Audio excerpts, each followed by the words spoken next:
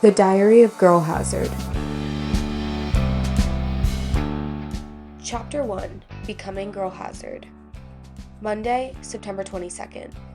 Dear Diary, the weather had been perfect all September. Not an ounce of rain, not a hint of humidity, until this morning. On the one day I really needed my blowout to last, the city was wet and cold.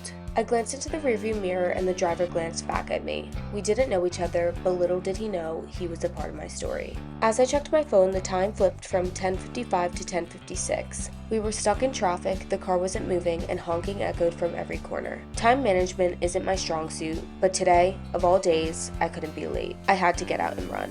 Excuse me, sir? I'm good from here. I cinched tight the belt of my trench coat and stuffed the layers of my dress inside. All that I had on me was myself, some sparkly Jimmy Choos, and a vintage clutch. Together, we were going to run a mile. Bolting through crowds of suited-up Wall Street men, I finally made it to the One World Trade Center. As I stood right beneath the building, I almost didn't recognize it. I couldn't see the tip, the very thing that set it apart from every other building in the city. Is this it?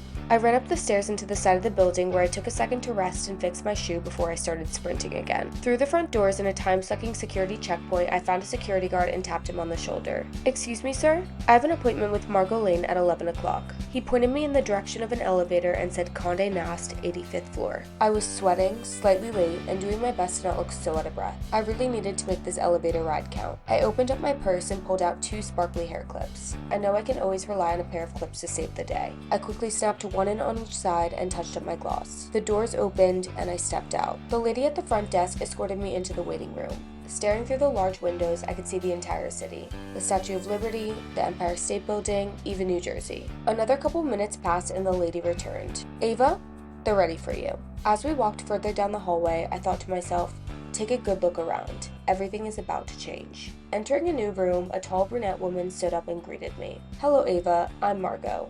Welcome to Vogue. In front of her desk was a small living room area where we sat. Margot explained what the interview would look like and added that the conversation would be recorded for transcription. She placed a small silver recorder in front of me, pressed the side, and it started blinking red. The interview had begun, and I had become her. So, who is Girl Hazard? Girl Hazard is the person I became the moment I made myself the priority. She's proof that femininity doesn't mean weakness and danger doesn't mean recklessness. She's the version of me that speaks with purpose, walks with certainty, and owns any room she walks into. That's what it means to be a girl hazard. Everyone has that version of ourselves. I just stopped standing in her way. Where did the name come from? Was it always Girl Hazard? Girl Hazard came from a blog I started when I was younger. It was basically a digital diary. I needed a place to put my thoughts, but writing in a journal didn't really feel that satisfying. So I thought, why not start a personal blog with an undercover name? If people find it, cool. They can listen to me rant and we can become pen pals without ever actually knowing who I was. Until now, I guess.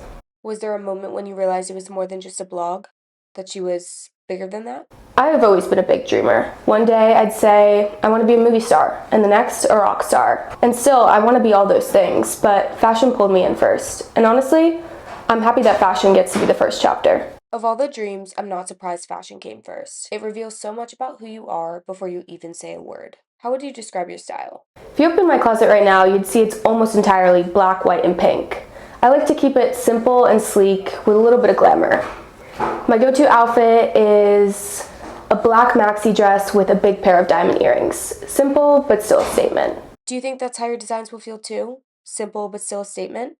Girl Hazard is the combination of elegance and edge. The designs are meant to make you feel like the most unstoppable version of yourself. The rock star, the movie star, the fashion designer, the girl whose presence speaks louder than words. The clothes are a reminder of that, and when you put them on, you don't just wear it, you become it. In 10 years from now, where do you see Girl Hazard? 10 years from now, Girl Hazard won't just be a brand. It'll be a world you step into. Margot reached for the recorder, clicked the side, and the blinking light stopped. After a moment of silence, Margot looked up at me. Some brands sell clothes. Yours is going to change the way women see themselves and who they allow themselves to become. As I left the interview, I replayed Margot's words in my head. Stepping into the elevator, I realized that for the first time, Girl Hazard wasn't just a part of my imagination. She was about to be introduced to the world, and there was no turning back. With danger and grace, Girl Hazard.